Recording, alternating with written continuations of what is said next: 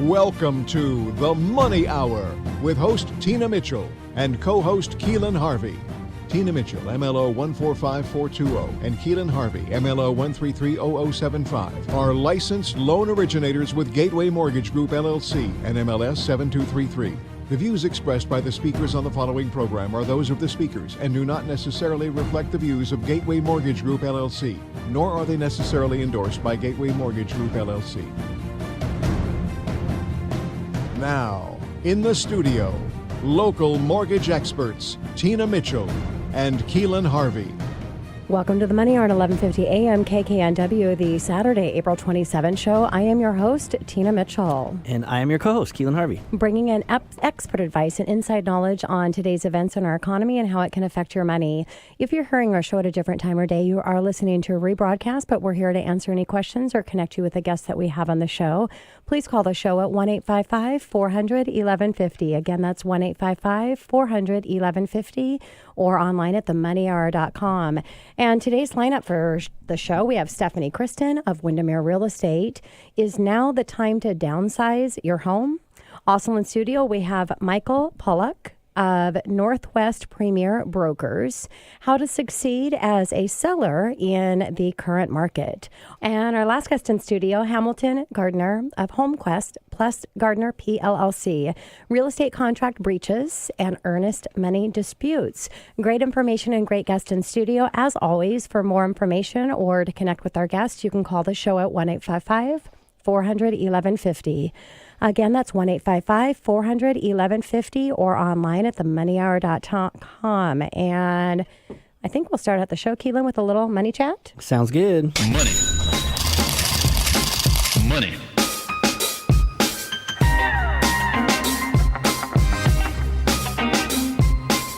So, Keelan, what did you want to bring in today for our money chat? You know, you had such a touching thing last week that I didn't want to talk about skydiving, which I signed up for my birthday.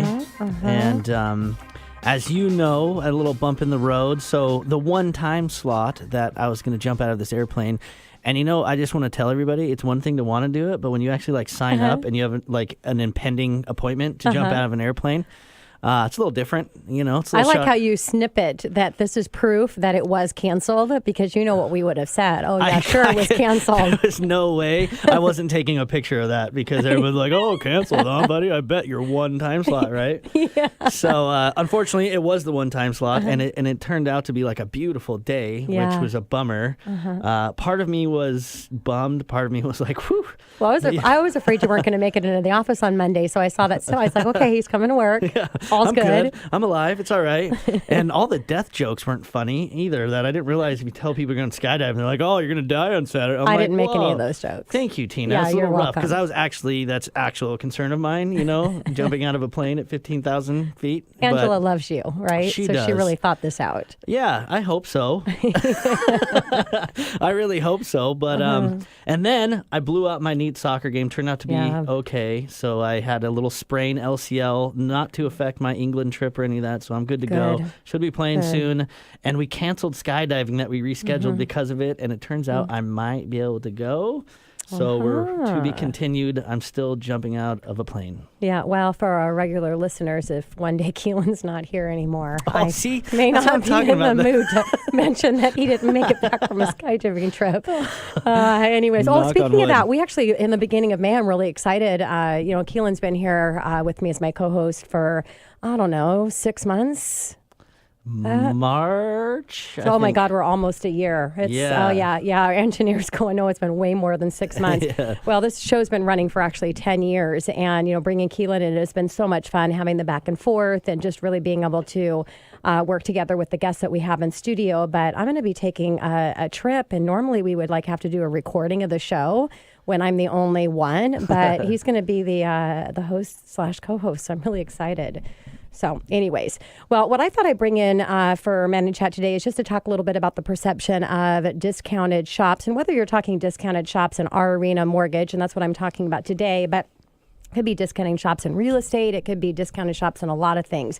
And I just want to ask you, have you seen ads on TV of these discounted shops?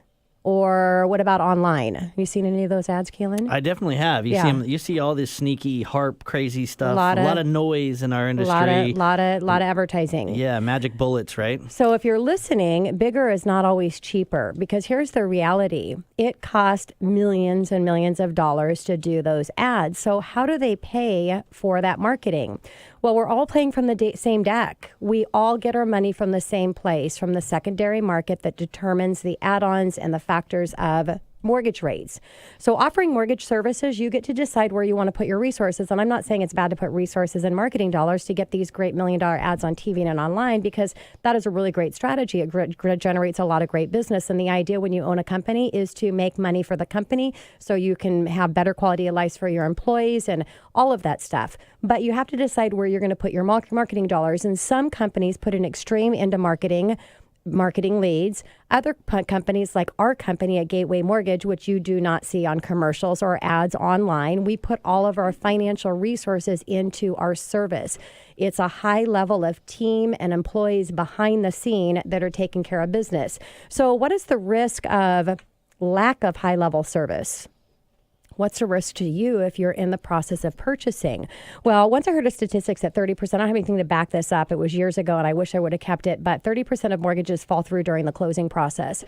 They fall through during the closing process, not because of an inspection, not because of a low appraisal, but specifically in the statistics, it said because of financing falling apart after pre-approval. That's another money chat I can bring in because it's going to take too much time today. But the reality is discounted service is what causes that.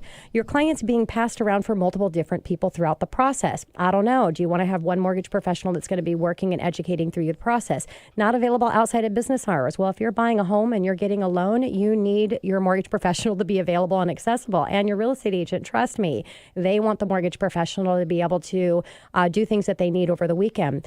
No advocate through the process. That really comes to expertise in the process, and really understanding how to structure, and not just a call service where somebody's getting paid $250 to close that loan.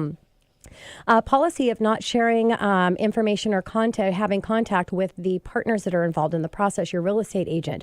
So it's really important that you can communicate where it's at in the process and what's happening to make sure that that process is working smooth, because it's a team activity. Longer closing timelines, because if you don't have the staff, you're not going to be able to do the high-level quick closings. By the way, we close in 20 days, as long as you as a buyer do what you need to do. Because of the reputation on the street is an issue as well. Now, not to say anything bad about discounted shops, or I'm talking today about the perception of discounted shops, and I'm going to get to that in just a second. But discounted shop, there's nothing wrong. You can either buy your clothes at a Target or you can buy your clothes at a department store. It's totally up to you and what you want, higher quality or not higher quality.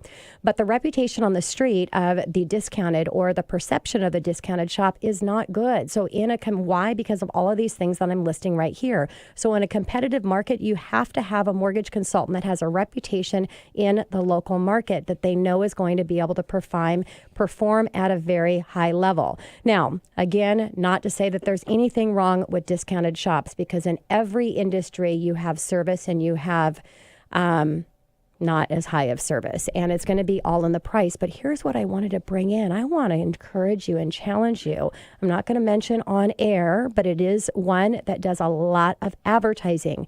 I checked our interest rates, and we were 0.25% better interest rate. So the perception of a discounted shop may not necessarily be that, because of the millions of dollars that they're spending in this advertising. So just a little thing I wanted to put a shout out. Sometimes we talk about our personal life and money chat. Sometimes we talk about our mortgage industry, because that's what we do, and that's where we spend a lot of our hours. Other times we just talk about other things. But so today it was about mortgage. Spot on, Tina. Spot on. Well, thank you so much, Keelan. And on that note, I'm going to take us to commercial. Coming up next in the Money Hour is Now the Time to Downsize Your Home. Stephanie Kirsten of Windermere Real Estate, right here on 1150 AM KKNW, after this short break.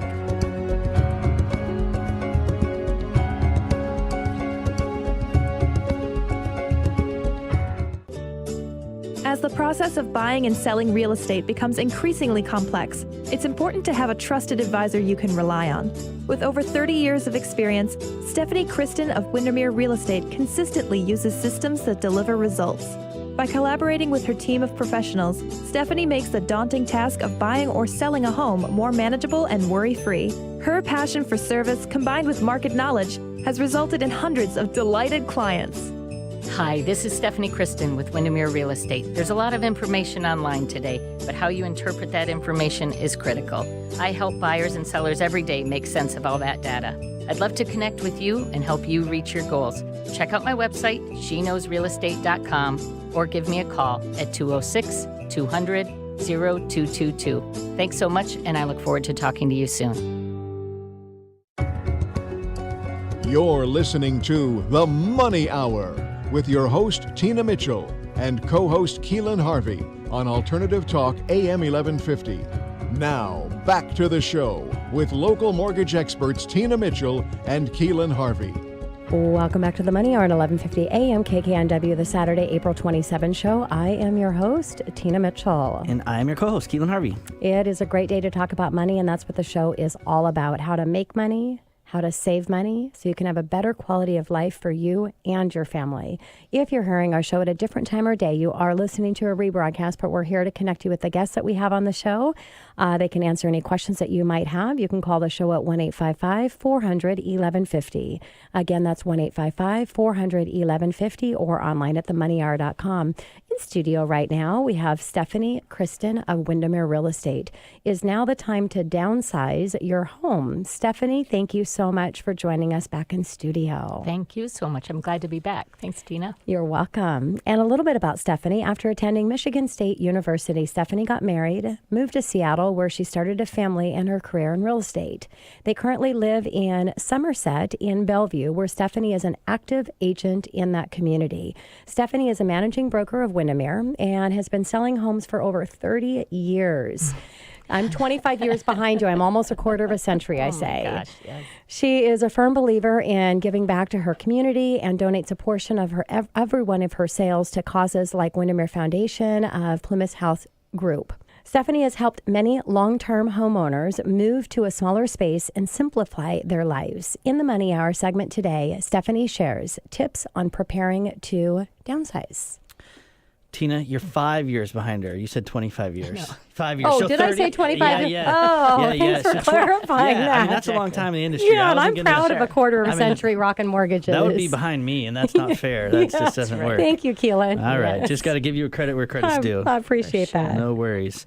So is now the time to downsize my home? I love that. What an interesting piece. Tell us more about that, Stephanie. Sure. Who are you seeing in the market that are really looking to make that move to downsize?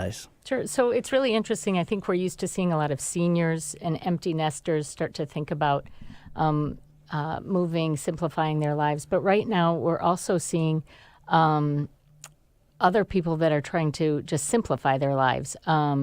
So I think it's probably part of the whole decluttering movement and the simplifying.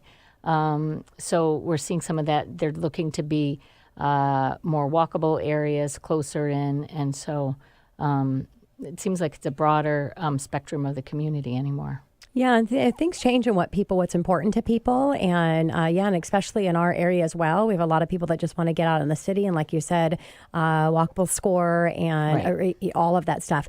So, Stephanie, what other trends do you see in the clients that are downsizing? Yeah, so I think it's just like you said. There's that group that's looking for the walk score, the also access to Metro and mass transit, which we have a lot developing right now in the Bellevue area with light rail going in. So we see that as a segment, and then also that are people that are looking for maybe condos, ramblers, one-size living, or one-level living, and then we still have that group that are looking for the assisted living, independent living kind of places. And, also it's kind of being willing to sacrifice space for lifestyle, sacrificing space for better commute. So, or some trends that we see as well, correct? Yeah, for sure. Yeah. Well, and there are people that want to get out of the city. They've been here for, 30 years plus. And so the other place, where we're seeing is people, fed up with the traffic, and so wanting to get out a little bit more as well. Good point. Yeah.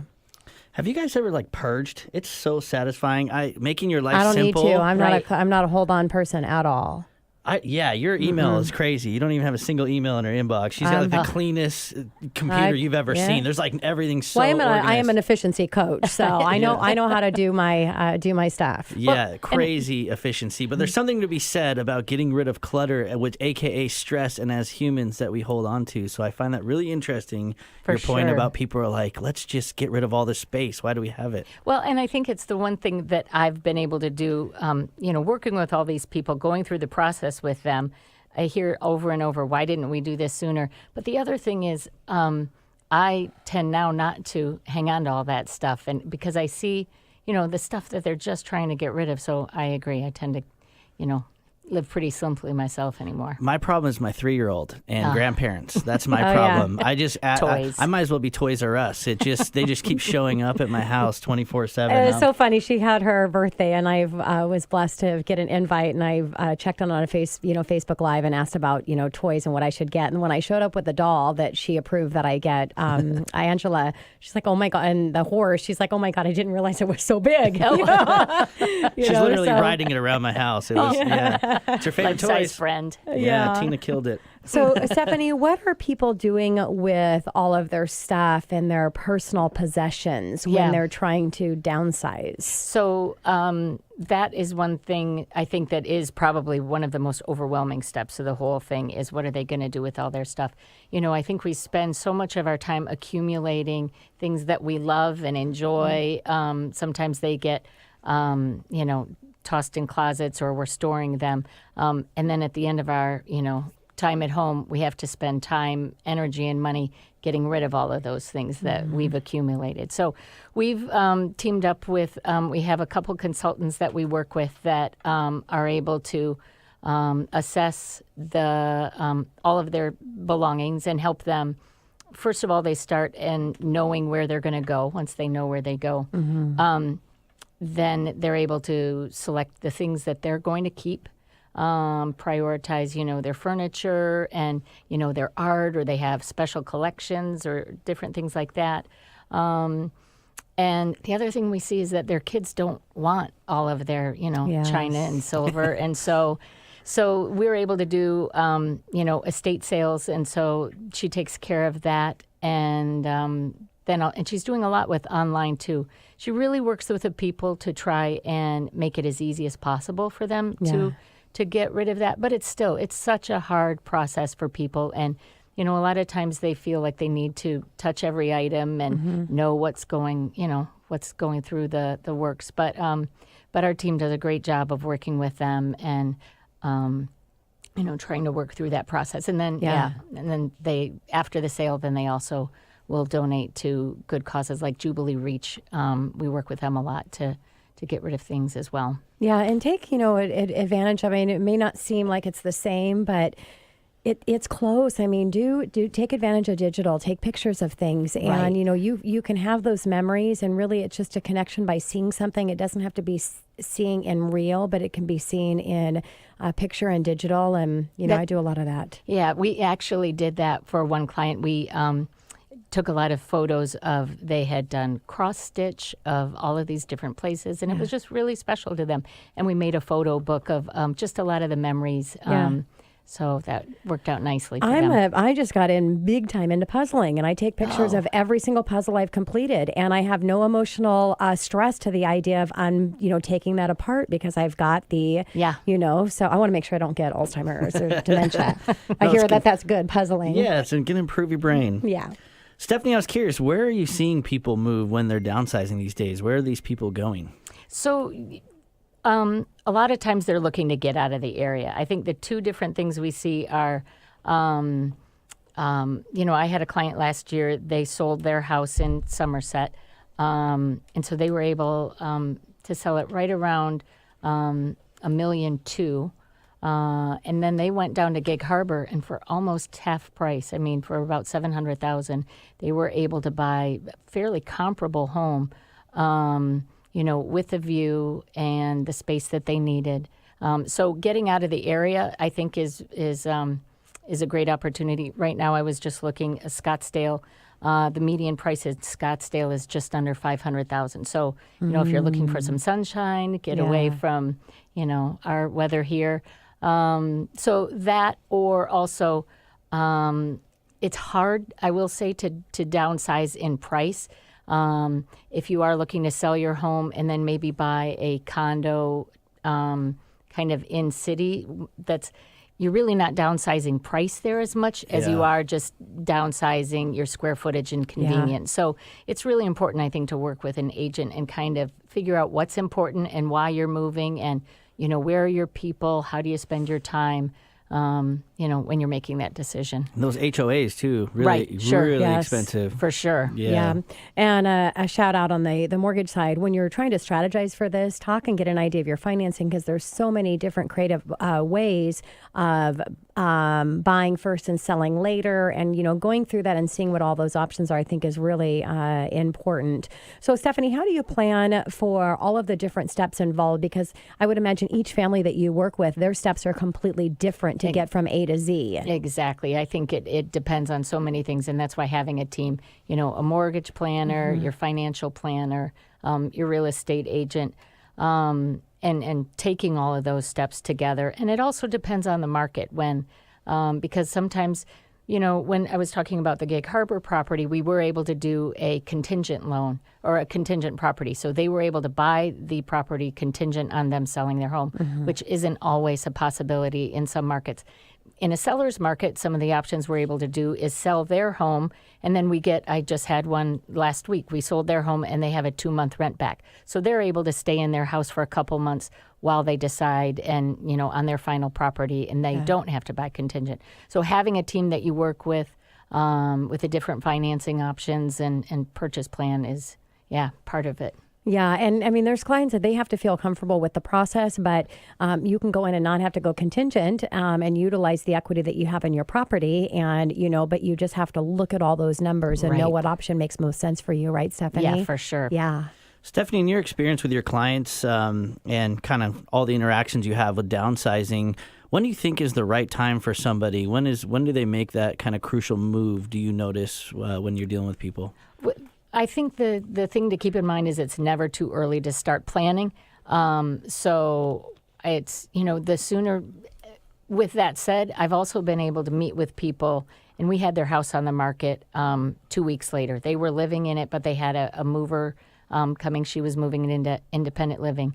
And, we have a team that comes in, like we talked about last time I was here. We're doing the inspection, the staging, the cleaning. We just have our crew that works to provide all that service for them, and so you could do it in as short as 2 weeks, but honestly I think really starting as early as possible, even if it's a couple years ahead, so that you can take your time to go through your stuff and do that at your own pace.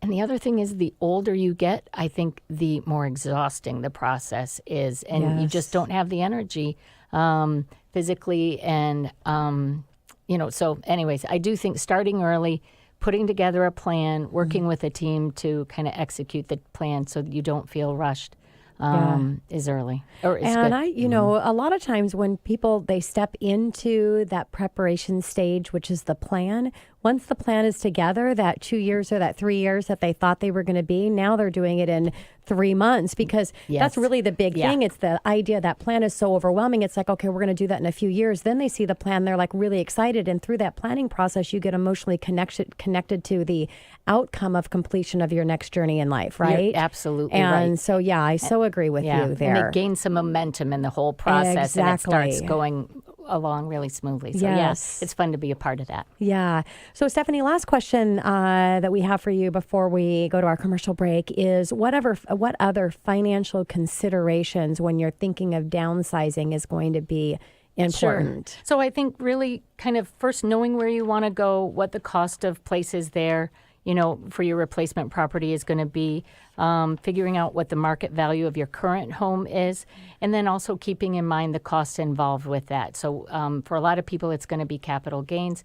But if you're able to downsize in price, then, you do have a lower overhead for people. So anyways, we take a look at all of that when we are putting together the plan. Love that. Stephanie, thank you so much for coming in and for sharing your passion behind helping people look at the downsizing process. Excellent. Thanks so much for having me. You're welcome, Stephanie. And coming up next on the Money Hour, how to succeed as a seller in the current market.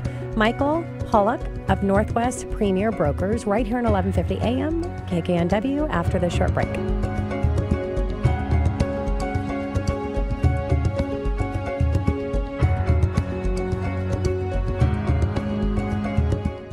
Does the Seattle area real estate market scare you as a buyer?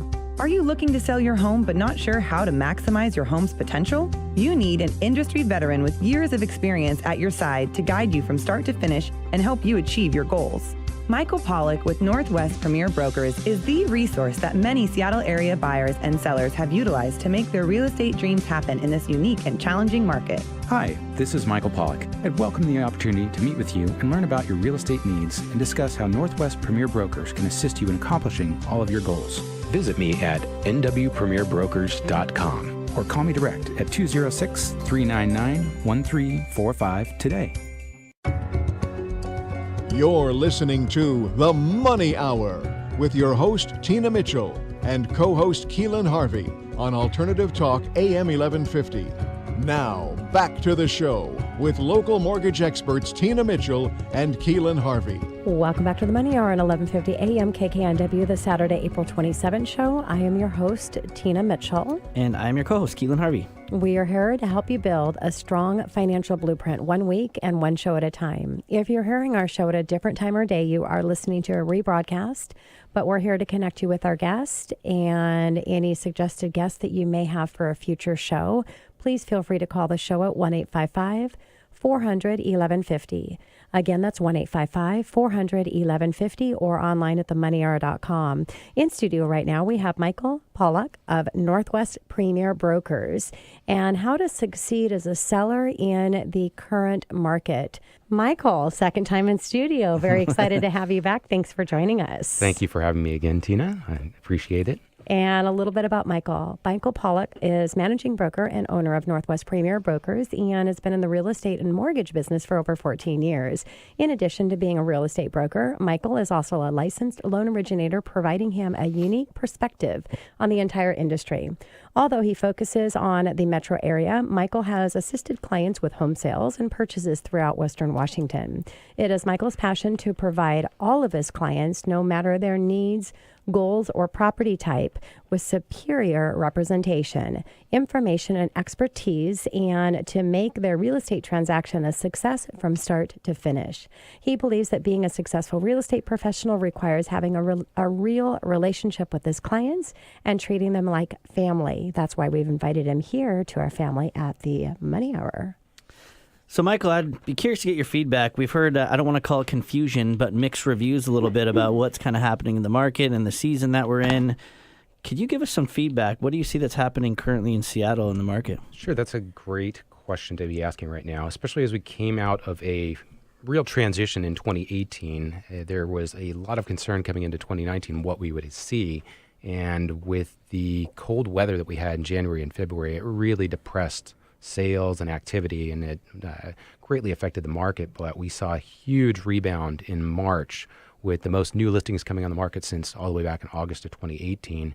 And pending sales also went up dramatically as well, got numbers that were just as high as back in July of 2018. So that was great to see the market really rebound. Mm-hmm. That was primarily due to pent-up activity from those winter holiday months, and then the weather, and then also the reduction in mortgage rates, which, as you guys know, we saw some rates that were, some of the lowest that had been in a while, lower than we had throughout most of 2018. So I think that actually made a difference as well.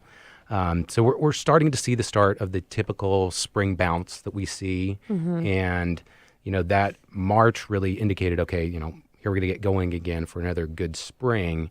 And we are seeing a little bit of difference, though, between what we had going on last spring to this spring. Part of that is that, we're starting off with inventory that's substantially higher than what we were at last spring. Right now, King County's got about 2 months of inventory, which puts it pretty close to the balanced market, which is considered to be 2 to 4 months. So that's different than where we were at a year ago when it was substantially lower than that, much, half of that amount of inventory. So that's going to change things both from a seller's perspective as well as a buyer's perspective. But the one thing that we are seeing is that the popular core neighborhoods in Seattle are still continuing to have really good market activity. There's properties that are coming on the market, they're priced attractively, and they're selling in the first week on market, in some cases with, contingencies waived. So, there's still that desirability for those properties. And because we do not have an oversupply of inventory at this point, the buyers who are in the market are seeing these properties that are really attractive and they're going after them right away. So that's a good thing that we want to see. We're getting to more of a healthy overall market for both buyers and sellers, which makes it a little bit easier for everybody to function in. It is. And I think if you want to look at something, there's always an opportunity and a challenge in everything. But the challenge right now is just people understanding what's going on. And because, you just like you said, you can have one area is completely different than another area. And so you've got multiple offers and waiving finance contingency and some of that crazy stuff that was happening when that was happening everywhere, and other homes that are taking longer to sell and they've got one offer coming in. So it's a little bit more difficult. And that's why it's even more important that you have an expert real estate professional that can kind of help you navigate through that process. So Michael, what else have you seen changed in the Seattle market since earlier this year in 2018? Really what we're seeing is that some of the areas along the I-5 corridor, Snohomish County, Pierce County are really where the highest levels of activity and the lowest amount of supply is right now. And part of that comes back to the affordability question. Part of the reason why there was a little bit of a slowdown in the Seattle market last year, particularly the city of Seattle, is just because the price points reached a point that people kind of held back a little bit. The inventory exploded at the same time. And people just kind of said, well, you know what? When you couple the prices along with the traffic and everything you have to deal with in the city of Seattle, maybe I'm better off looking outside of town. So we saw a dramatic increase in the activity levels along the I-5 corridor, and that's really kind of definitely showing up again in this spring. There in Pierce County, you've got about 1 month of inventory going on right now. So that's what's really kind of changed, and we're going to see that expected coming into this whole spring. We should likely get an increase in new listings, but also an increase in the pending activity and the amount of buyers that are out there in the market. So I really think that 2019 is going to be indicative of where we go for the next couple of years, because we've kind of come out of this real seller's market into a more balanced market. And we'll see if that maintains that way coming into 2019, as we are hoping it does. That's interesting you say that, because I've seen that as well. It seems like everybody's choosing to go north, because, right, you go north, east, south, or west of the lake. And right now it seems like north, that little triangle there, the Briar, Shoreline, Linwood, Bothell, even Bothell, all that area. Oh, yeah, Bothell's hot. Blowing up right now. Yeah. It's not to say it hasn't been for the past couple of years. It's just now it's really doing so, because people are looking at it and saying, well, I can commute a little ways, and what I can get for my money is substantially better than I can get inside the city of Seattle or Bellevue. And then all the improvements they're doing in Bothell, too. It's just, And Bellevue's blowing up, too, between Facebook and REI and, Amazon, all these companies that are coming over here. And people are just choosing to make longer commutes. I can't believe some of the commutes that some of my clients are just like, no big deal. I'll drive an hour. And I'm just like, wow, I wouldn't. Oh, yeah. But, to each their own. Mine are willing to walk 2 steps, and that's about it. Yeah, I've got both friends and clients that are willing to take the train every day, commuting an hour and a half to be able to have the opportunity to own a new construction property that's maybe priced in the 5s and 6s versus the 1 million range. Yeah, and if you could do that, what an actually beautiful thing, because you have to work, you're doing things on your laptop, so why not have the first hour and a half of your day on the train? Right. I would do it. I'm just in and out so much I can't. And how beautiful is Seattle? Like those outside areas, you don't feel like you're anywhere near a city, and all of a sudden you're shooting into this huge metropolis, right? And there's just a great feeling. All the green and that feeling you get outside in some of those areas is really neat. Yeah, it's really fun for me when I have new clients coming in from out of town that haven't already lived here, and showing them around town. And then when you get outside of the city and showing them what they can get or what the environment is like in these communities outside of the city, how quickly you can be into to areas that are, much more green space than what you would get inside the downtown core. Yeah.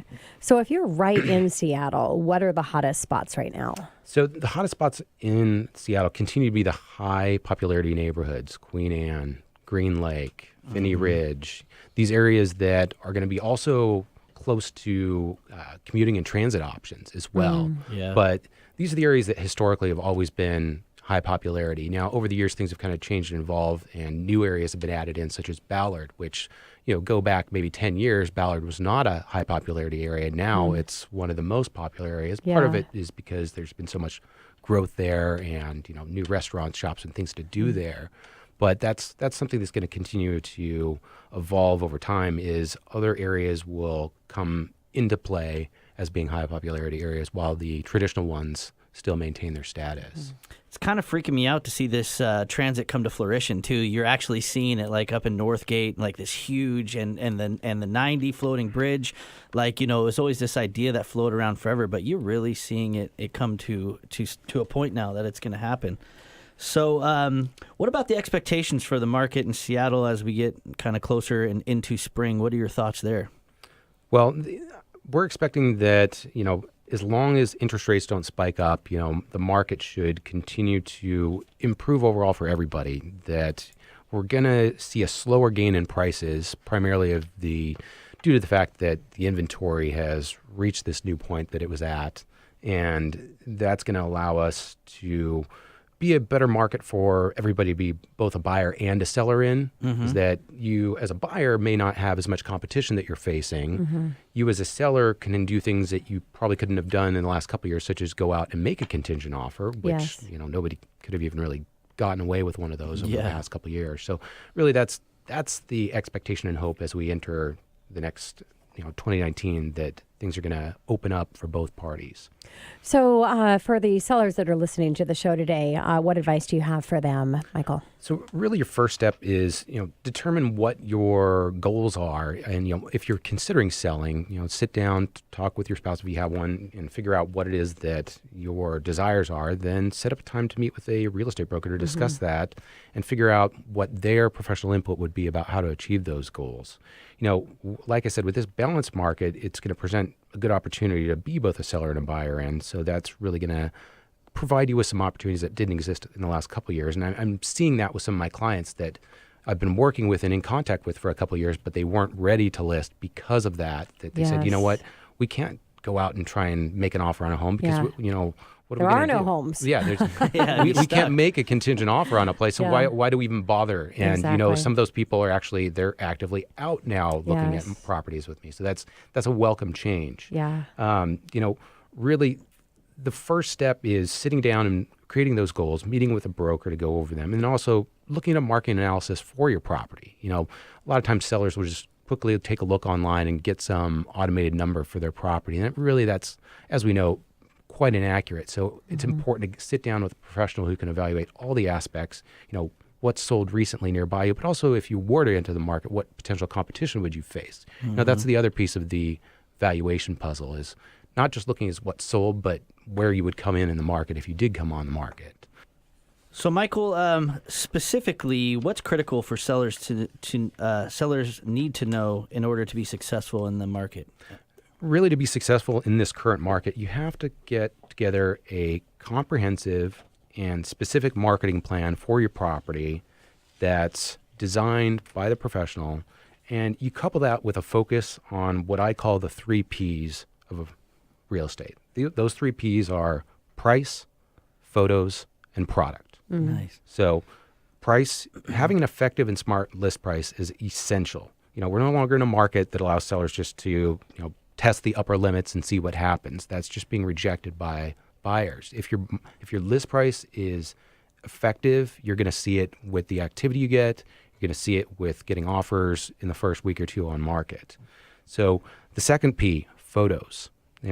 Having high quality professional photographs of your home is an essential. We know that 90% of buyers start their searching online. That's the first thing that they're looking through is those photos. And all too often I see photos online that are obviously done on somebody's phone that doesn't have a good quality photo, and it doesn't help the property out at all. It doesn't show off everything it can. So it's essential that any broker you're working with has a professional photographer that they utilize to get photos that will show your home in the best light, because really that's the decision maker for a lot of people. They're going to go click through 20 photos and decide whether or not they're interested or not to go look at the property in person. And they may stop right there. You could have a great price, but if the photos aren't helping you, then you've missed out on one of those things that you need to have. So the third P is having an attractive product is also essential in this market. With the higher inventory that we now have, the buyers have become more selective. So they're going to only really go after properties that have attractive elements to them. And that could mean they're in an attractive neighborhood or a high-value neighborhood, or it could mean that it's got an updated design. It could have a open concept layout, a big backyard. There's got to be some element of the product itself that's going to bring in the buyer and attract them to the property. Yeah. So the marketing plan needs to focus on that. It needs to have the photos, and it needs to have an effective list price. If you don't have all three of these combined together, you can spend as much as you want on advertising, marketing dollars, and it's still not going to matter, because those things are really what makes a difference in a property sale. Yeah. And, such great advice. I mean, whether you're working with your agent on the buy side or the sell side, we've got, two amazing, awesome real estate agents in studio today. And you need to have that expert advice to help you strategize around either side of that process. So, Michael, thank you so much for coming back in studio. It was great to have you here. Thank you for having me again, Tina. Coming up next on the Money Hour, real estate contract breaches and earnest money disputes. We have Hamilton Gardiner of Holmquist Gardiner PLLC right here at 11:50 a.m. KKNW after the short break.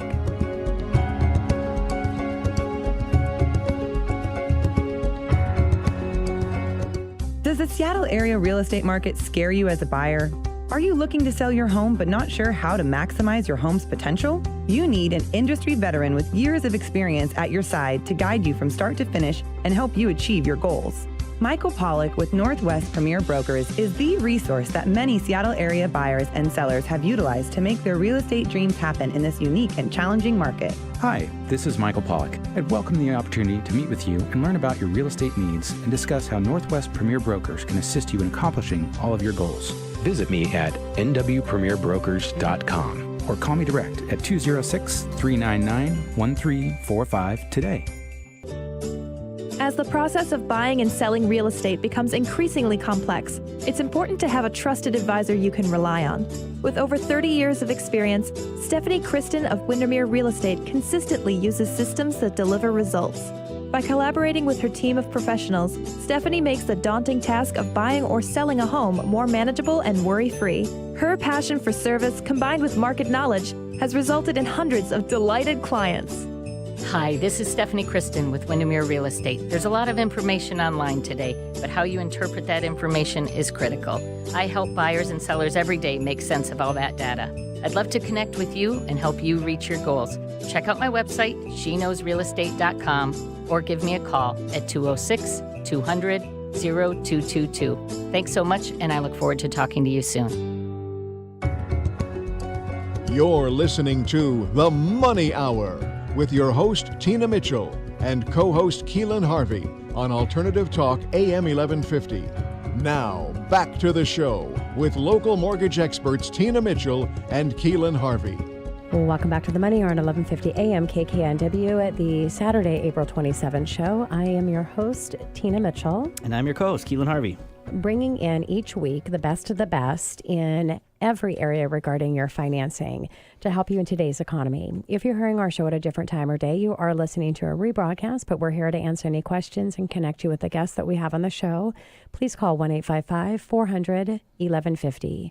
Again, that's 1-855-400-1150 or online at themoneyhour.com.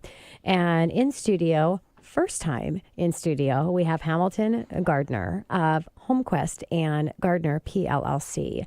Real estate contract breaches and earnest money disputes. And I know we've got our real estate experts in here, so this is going to be a great conversation for them to listen into as well. Hamilton, thank you so much for joining us in studio. Thanks for having me. And a little bit about Hamilton.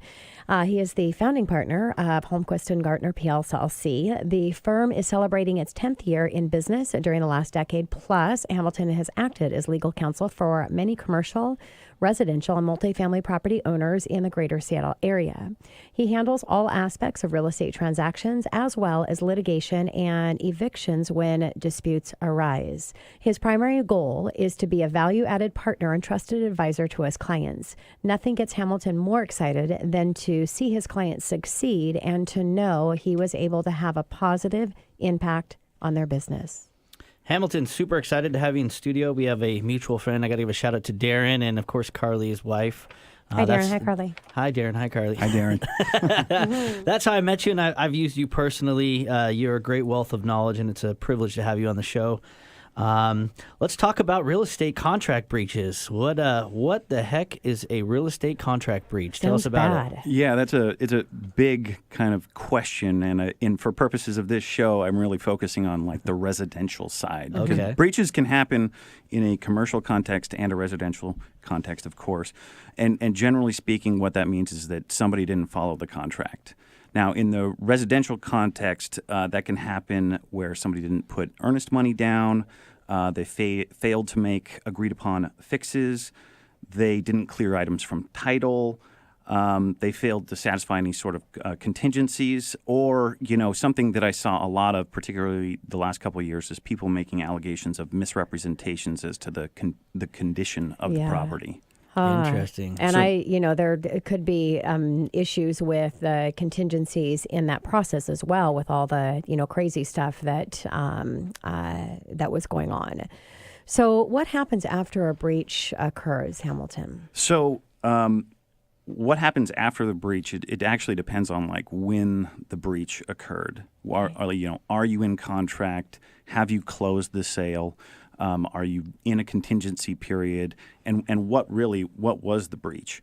One thing that people try and do is how can we move forward with the contract? Mm-hmm. Or if you can't move forward with the contract, what are you going to do? So what happens after the breach occurs? Really, you should be talking to your broker, or depending on what the breach is, you should talk to a legal attorney. Yeah, which a lot of times that's what the broker's going to do is they're going to pick up their phone and call the attorney to find out how to proceed forward.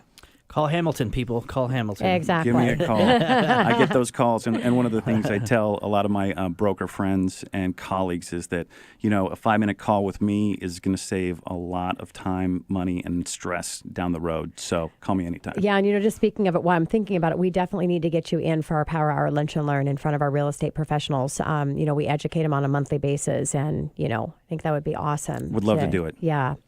So speaking of, you mentioned moving forward with a contract. Can you? If there's a breach, can you still move forward typically, or? Yeah, and this is something that is very common in the residential context. Is that there's been a breach. Let's say you're still 3 weeks away from closing. Can you still move forward? You absolutely can, but you're going to have to agree with the other side. I see. Whether you're on the buying side or you're on the selling side, you're going to have to come up with an agreement on how you're going to move forward. Are you going to be able to cure that breach? Are you going to be able to fix the issue that's come up between the buyer and the seller? And ultimately, you're going to have to come up with a compromise to move forward. If you're the one that was the person that breached, you're probably going to have to do something for the non-breaching party. If the buyer breached, maybe the buyer's going to put down some more earnest money. Yeah. Yeah, how are you going to make this right? Yeah, how are you going to make this? How are you going to make this right? Yeah. And the same thing with the seller. If the seller breached the contract, but the seller still wants to move forward, what are you going to do for the buyer? Yes, yeah. So what about for either parties if they do not want to move forward with the contract? So that's a tricky question, and it's a tricky position that people can get put themselves into. Yeah. If they don't want to move forward, and sometimes there'll be a dispute between the seller and the buyer where they just don't like each other for whatever reason. They've decided that they don't want to move forward with this contract.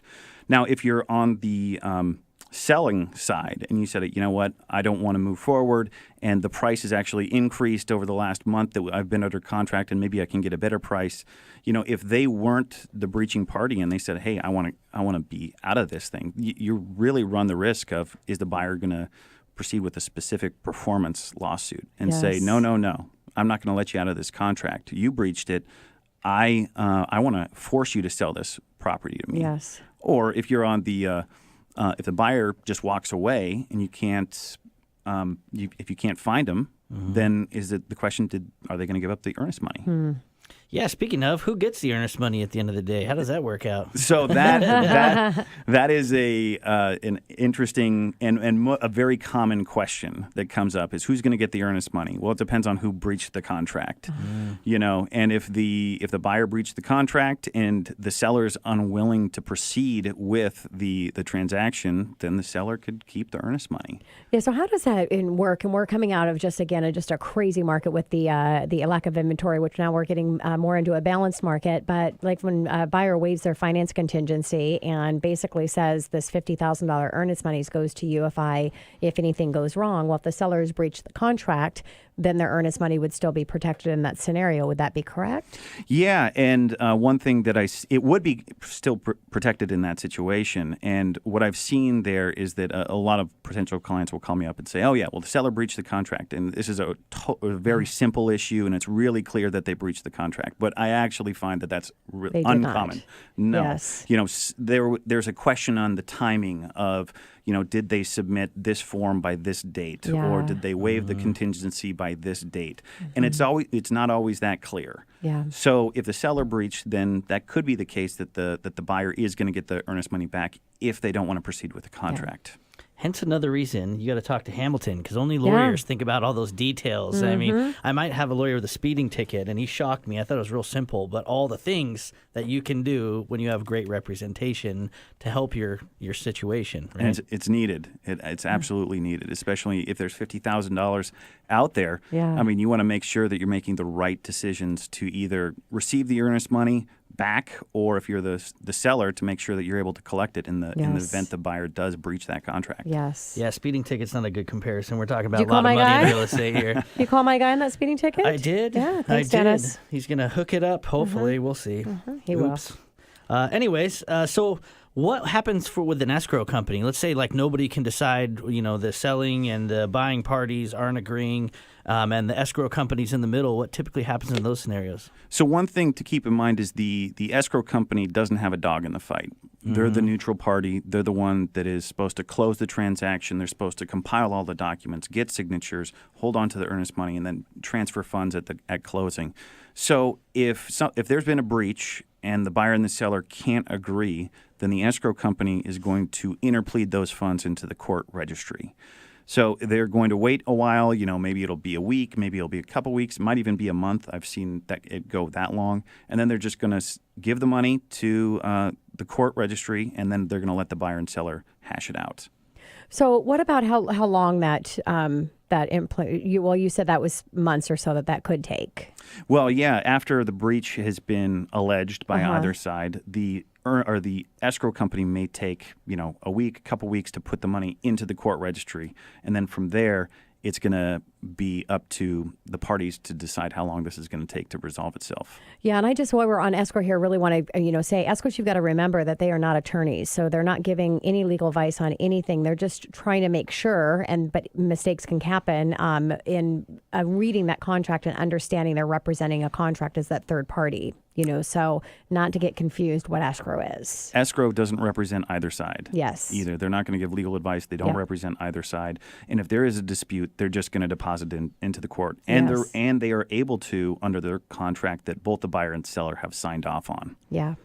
So what happens specifically after escrow deposits the escrow funds with the court? What's the next step? Well, at that point in time, the buyer and seller have got themselves a lawsuit on their hands, and at that point, you really want to hire an attorney. I've seen it where one side hires an attorney, and I've been on that one side where they hired me, and the other side didn't hire an attorney, and that usually does not go well. And you're not going to be able to get the funds out there out of the court registry without hiring an attorney. I mean, not to say that it's impossible, but it's very, very, very unlikely.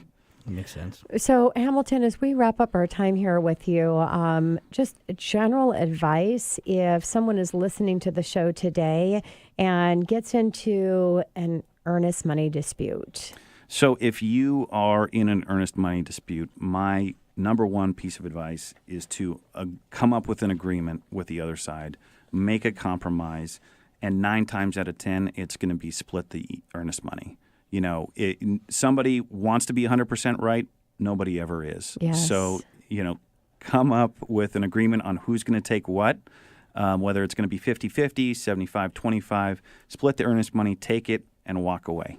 Instead of going through all of the additional cost and stress and emotional pain attached to not coming to an agreement, yes? That's right. Even just if you're going to get into any earnest money dispute, at a minimum, it's probably going to cost you $2,500 in attorney's fees, but it could be well over $50,000, depending on how much you want to fight. And some people really want to fight. So come up with an agreement and split the earnest money and just move on. Yeah. Well, Hamilton, thank you so much. And for those of you that don't want to fight, Hamilton is here to represent and help you through that process. So, Hamilton, thank you so much. I'm really excited to have you back in studio. It's been a while since we've had your space represented here, so I appreciate it. You're very welcome. Thank you.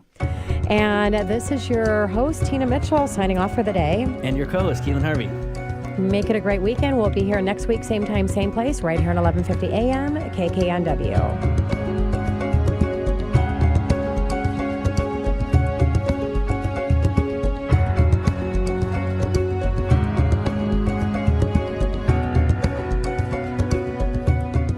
Tina Mitchell, MLO 145420, and Keelan Harvey, MLO 1330075, are licensed loan originators with Gateway Mortgage Group LLC and MLS 7233. The views expressed by the speakers on the preceding program are those of the speakers and do not necessarily reflect the views of Gateway Mortgage Group LLC, nor are they necessarily endorsed by Gateway Mortgage Group LLC.